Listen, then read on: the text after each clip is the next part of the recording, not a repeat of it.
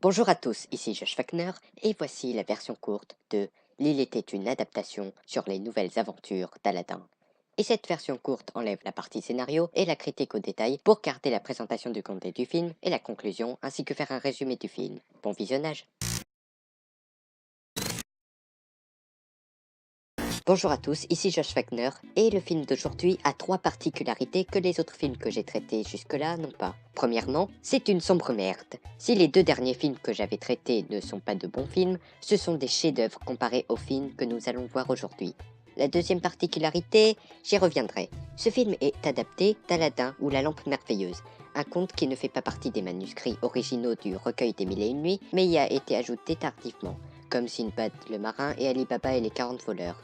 Tiens, c'est intéressant de voir que les contes les plus célèbres de ce recueil n'étaient pas dans l'original. En réalité, Aladin vient d'un recueil de contes d'origine persane datant du 7e siècle et a été rajouté au manuscrit par la traduction d'Antoine Galland faite durant le 18e siècle. Je n'ai pas le temps de résumer ce conte, mais j'ai fait une vidéo résumée dont j'ai mis le lien dans la description. Depuis 1899, avec l'adaptation de George Albert Smith, de très nombreuses adaptations ont été faites.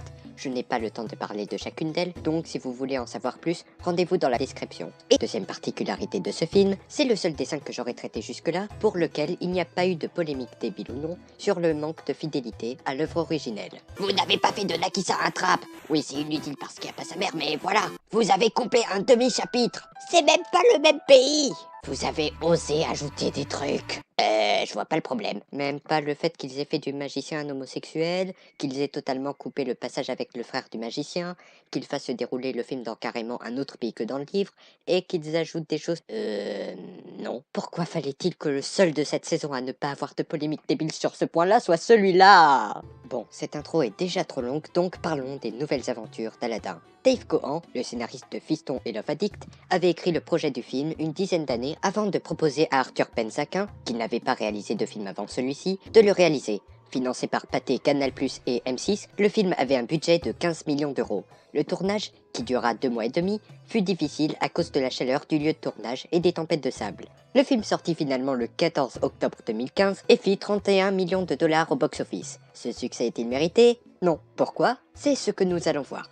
Dans ce film, Sam, un voleur qui fait croire à sa copine qu'il travaille à la finance, se voit forcé, pour ne pas griller sa couverture, de raconter à des enfants sa vision du conte Aladin. Dans cette version du conte, Aladin est un voleur qui fait ses coups avec son ami Khalid à Bagdad, ville dirigée par le mauvais dirigeant cupide qu'est le sultan, et par le vizir qui est un méchant stéréotypé. Aladin rencontre un jour la princesse Shalia avant de se faire envoyer ce même jour par le vizir dans le désert, où il est sauvé par un magicien qui le convainc d'aller chercher une lampe dans une caverne très dangereuse. Mais Aladin se fait emprisonner dans la caverne. Mais il s'en sort grâce à l'aide du génie de la lampe qu'il va utiliser pour faire croire qu'il est un prince et avoir la main de Shalia. Mais le vizir, qui veut garder son pouvoir sur Bagdad en mariant la princesse avec Khalid, qu'il fait passer pour son neveu, va tenter de l'en empêcher. Ce film me fait ressentir à la fois de la haine et de la frustration. De la haine car ce film est une grosse merde. Il tente d'être une comédie avant d'être un bon film cohérent, l'humour ne vole pas haut, le film est loin d'être aussi tout public que tel qu'il est vendu, les références sont forcées et ne font que de se faire demander aux spectateurs pourquoi ils ne regardent pas un autre film au lieu de regarder celui-là. Les personnages sont tous cons et à une exception mal joués, et les messages sont dangereux. Et ce film me fait ressentir de la frustration car ce film avait tellement de potentiel par le parallèle entre l'histoire d'Aladin, la situation de Sam et leur critique des producteurs et des fans. Mais ils ont caché ce potentiel en faisant une comédie sans profondeur et pas drôle. Franchement, s'ils avaient décidé d'en faire un film plus sérieux et au moins secondé par un scénariste compétent, ça aurait pu être un bon film. Mais tel qu'il est, il est mauvais. Bon, l'esthétique du film plutôt soignée, un certain message intéressant et le jeu d'acteur de Lekbil arrivent à rendre ce film un minimum supportable, sans sauver pour autant ce film.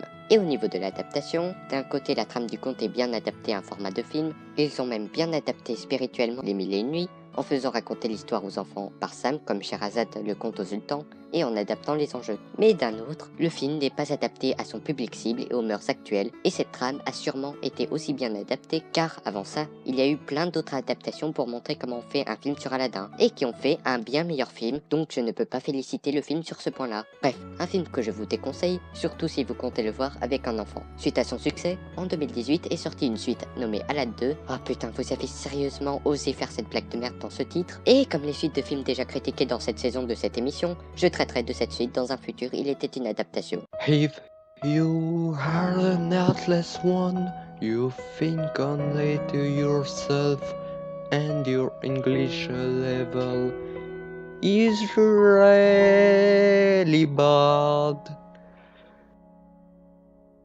If you have a hole inside you, but you made this hole yourself while hurting even a person who forgave you,